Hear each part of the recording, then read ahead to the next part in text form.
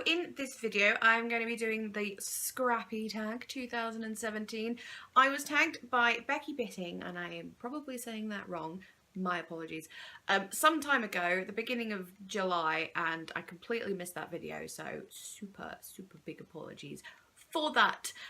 She did send me a YouTube message to say I have tagged you, but I forget that YouTube messages are a thing, so never check them, so yeah, that's my bad. So I'm a little late to the game on the Scrappy Tag, but I'm doing it now, so it's fine. Instead of rabbiting on now about what the Scrappy Tag is and whatnot, I'll just put all the info down in the description box, including Becky's channel and the questions and all that kind of thing will be in the description box, and I'll just get started straight away on the questions. Okay, question numero uno is, what is one scrapbook item that you do not own that surprises you? And I would say a die cut machine, because it's just a thing that everybody tends to have, and I don't have one. I'm talking like a big shot or that kind of thing, you know, the rolly die goes through, one of those. I have a silhouette portrait, but it's slightly different obviously, because sometimes I might want a shape, and if I want to cut it on the silhouette, I've got to go on the software, design, send it through the portrait.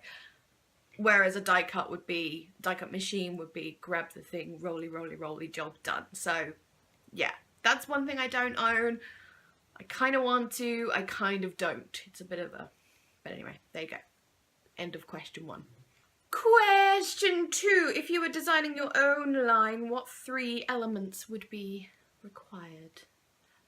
Blue, things that are blue, so sky blue, pastel blue, navy blue, periwinkle blue, just lots of blue, a little bit of mint, you know, that colour palette, blue. So mostly pastels and lights, and then a little bit of navy thrown in just for effect. Other element, foiling.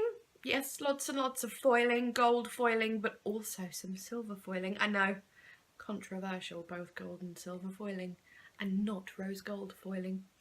But yeah, so that's element 2, so blue stuff, mostly gold foiling, and then the third would be lots and lots of enamel dots and or shapes. I don't know if you guys have noticed, you probably have, but when you get a collection, there's often enamel dots, sometimes enamel shapes, and it's usually a pack of, say, 30, and it's like a £5, and like, I never buy enamel dots from collections, ever, because I think they're ridiculously overpriced. I think that is the price that seems to have been set for these things, and they never change. So I get all mine from like the Works and the Range cheap ones and try and match with what I'm using. Doesn't always work that way, but what are you gonna do? So yes, that would be what a thing of my collection is: a ton of enamel dots and shapes for a cheap price. Yes. Question 3, what one item is a must for you to finish a layout? Enamel dots. Like I was just saying about the, yeah, enamel dots or shapes, or they don't have to be enamel ones, you know, you get like the flat back pearls and the flat back gems, just the little itty bitty little embellishment thingies, just the little ones, just a little pop of something. Sometimes including in those like the really tiny paper flowers, just like bitty witty ones, that kind of thing, just a little thing. So that's how I always finish my layouts, with something like that. Question 4, most used social media influence besides YouTube? Instagram. End of question. I do, I suppose, Facebook to an extent. Some of the Facebook groups I don't tend to actively take part, but I will flick through and like stuff. I don't use Pinterest. I can't bear it. I'm sorry. I know that's blasphemy. I don't like Pinterest. I don't like it at all. Blogs. I do like other people's blogs, of course. Read a lot of those, but mostly Instagram, just because it's easy as well. You just scrolly, like. There we go. Instagram. 5. Who is your dream collaborator? Now I'm going to assume this question, I've got hair in my eye, hang on. This is what happens when your hair is just freshly washed and poofy. But yes, what was I saying? I'm going to assume that this means like someone to collaborate with on YouTube, which is something I have never done. So I don't even know if I would like doing it. I just don't know. So there's that. And I can't think of any names offhand just because I'm so behind on YouTube that I'm kind of forgetting who's who.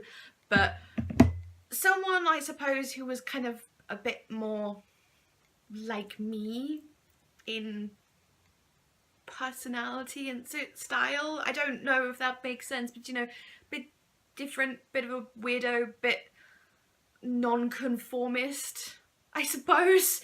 Someone a bit like that. But I can't think of anyone off the top of my head right now. Yeah, I don't know. If anyone wants to collaborate, let me know, but Number 6. If money was no object, what would your first purchase be? A 2017 Honda Civic Type R GT in metallic crystal black. Oh, scrapbook related. Right, okay. Not a car. Okay. I would like some really good filming equipment, like really, really good 4-figure filming equipment. Like at the moment I use my iPhone 6, my old iPhone 6, this is my 7, on a £10 tripod from Amazon, and that's it, and hope for good lighting in daylight like this. So it means in winter there's very few hours available for filming because there's not as much daylight. So yes, some really nice filming equipment, some big old studio lights, a £2 camera, just the best stuff really. And meaning I could film any time of day without worrying about daylight and stuff would be awesome. So that's what I would really like. Other than that, I would just buy all of the collections, really, is what I would do. Just, you know, at the moment you see a collection, you go, oh, that's really nice, but I can't justify the money. I wouldn't do that. I would just buy it straight away. That's what I would do if I had lots of money. So there we go. In all honesty though, it would be the Honda Civic Type R GT 2017. Scrapbooks be damned, I'm sorry, I want that car. Question 7. What do you have the most of in your stash? Good question. Can't think of an answer. Bear with. I just don't know. I honestly just don't know. I have a lot of things. I got a lot of paper pads. I got a lot of journaling cards. I got a lot of loose papers. I got a ton of stickers. You can see them all there. I got a lot of packs of ephemera. I've got a lot of things. I think if you were to count things individually and say this is the number of things you have of this type of thing, it would probably be papers, including pads. But I'm not sure. It could also be thickers. You can just about see them there. I don't know. Number 8. Favourite item in your stash? Again, hard question. I got a lot of things that I'm not using yet because I'm not emotionally ready to use them. Some certain papers and stuff that I'm just like, oh, you need to be saved for something really special. And the same with some of my Kiki K stuff, which is over there, which I know is not directly scrapbooking related, but I'm gonna say it anyway. And you can use Kiki K stuff in scrapbooking, there's no reason why not. But yes, favourite item.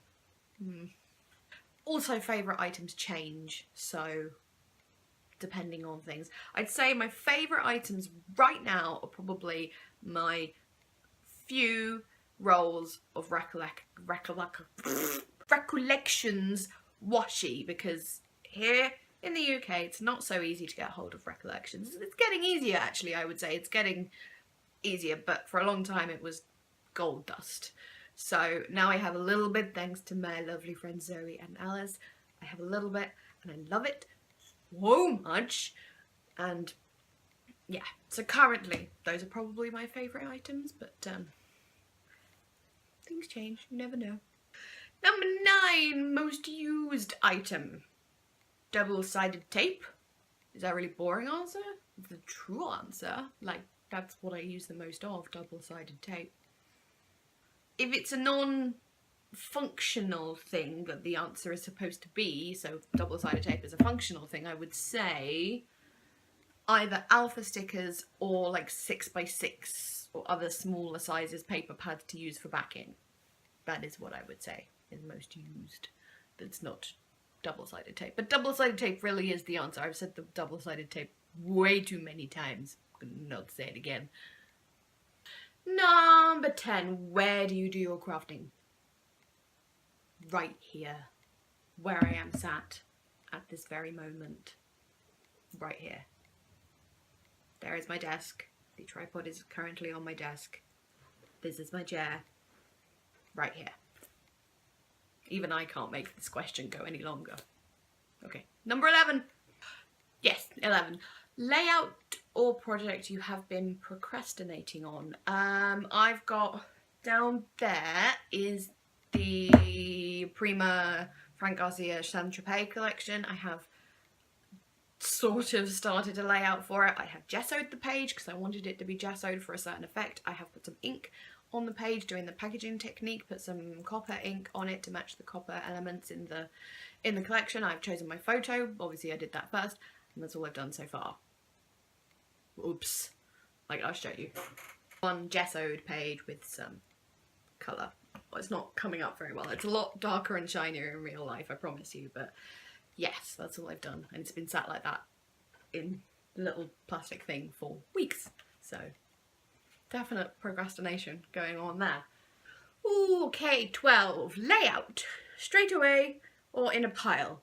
I am guessing this means about putting the layout away once it's done, in which case it's straight away, but I don't do what you're supposed to do, I suppose. I don't use the whole folders with the page protectors, D-ring, or the other kind of binding, which I forget the name of.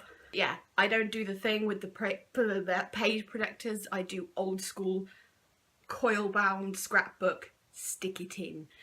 Yeah, I know that's like scrapbooking blasphemy these days, but it's cheaper, like by about 20 times. And I know for longevity and things like that, it's not the best, but I prefer looking at it that way. I prefer being able the tactileness of it. I don't put them in any particular order. I just stick them in when they're done. I'm kind of pleh about it. I'm not too fussy. So I know, again, scrapbooking blasphemy, but yes, sticking in an old school scrapbook is what I do. I know, shocking behaviour. 13. Scrappy Crush. Who would make you grin or just be so excited if they liked or commented on your project? I suppose any of the big name people, you know, I mean, Amy Tan, Jamel, Maggie Holmes, Frank Garcia, all of those designy people. One will make my friend Alice laugh, Paige Evans, because Paige Evans comments on, or at least likes, like every one of Alice's photos on Instagram. They're like besties. Not jealous at all. So yes, but in all honesty, I appreciate every comment. As if someone says like, oh, that's really nice, I'm like, thank you. Admittedly, I can be a bit bad at replying to comments. Like, you always eventually do it, just sometimes it takes me a while to get there. So if I haven't replied to one of your comments yet, I am sorry. I will eventually do it. Just, yes. Eventually. 14 favourite places to shop for physical stores. I like The Works, The Range and Hobbycraft. The Works, because it's cheap as hell and really nice stuff. And yeah, their paper pads are so you can get the same ones usually in The Range, but yes. Like The Range and The Works, you're not going to get collections in, not really any branded stuff. They do tend to do, well, The Range does Trimcraft things, first edition, Simply Created, or why can't I word today? Simply Creative, that kind of thing, but they're usually really good prices. They've got a great selection of bits, but as I said, not really collections, so to speak, just occasional ones in The Range and that, but I do prefer to shop there because I like their stuff. Hobbycraft, only really when they've got a sale going on, because if they don't have a sale, it's just kind of like, oh, why are you so expensive? So yes, but when they have a sale, cha-ching. As for online, for buying collections and that kind of thing, Hey Little Magpie is my go-to place, except unless it's something from Kaisercraft, whatever, or Prima, because Hey Little Magpie do not stock them, so Crafty Charlie for those brands. Crafty Charlie is a little bit more expensive than Hey Little Magpie. It's usually just like 50p more per item. To say it's a ephemera pack that is £5 at Hey Little Magpie, it'll be £5.50 at Crafty Charlie, if that makes sense. But Hey Little Magpie don't do those two brands, so whichever brand I'm after, really. One of those two stores. Yup, yup. And the last question, number 15, is a dream job in the industry. I would like, and I don't know if this is actually a job, I don't know if I'm making it up, but I don't think I could be like a designer. I don't know if I'm creative enough for that, but I would like to be a scrapbooking consultant. May not be a thing, but to give you an example of what I mean, say someone has designed a collection, and during the design process I would come in and say no, no, yes, no, no, yes kind of thing. Sort of, you know, that B-side needs to be on that A-side, or that paper shouldn't be an A-side, it should be a B-side. I think the colour needs to be darker, I think the colour needs to be lighter. I think you need some enamel dots in this collection, I think you need more or less of this, I think you need a couple more pieces of die cuts, that kind of thing. Just going in and saying, I think, ideas to improve a collection, if that makes sense. So giving constructive criticism on something. I am an ideas person, I analyse everything, just everything in life in general. I'm an over-analyser, overthinker of everything. So yeah, I think I would be good at just that stage of going in and saying, I don't think that works, I think that would work if you did this one little thing, I don't think people will like this, I think people will love this.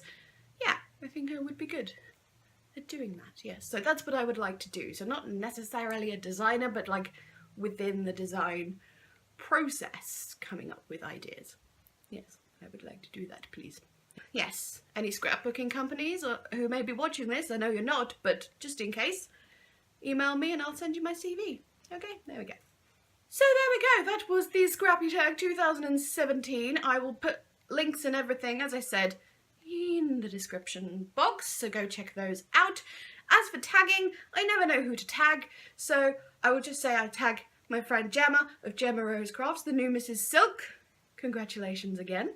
And I can never think of things. Why can't I ever think of things? Just anyone who wants to do this tag, do it. And then say, if you're like, oh, I really want to do this, but no one's tagged me, just be like, I tagged you, I tag you. So the questions are in the description box. Go do it. Enjoy. Alright then, that's quite enough from me. Thank you so much for watching. Remember, if you'd like to do the tag, do the tag. So, yes, and another thank you to Becky for tagging me, and I will of course link her channel in the description box. I don't know why, I just hate saying down below. It just makes me twinge a little bit. Down below, twinge. I don't like it, I don't know why. That's why I say down in the description box, just in case you ever wondered about that. Okay, I'm going. Thank you. Bye-bye!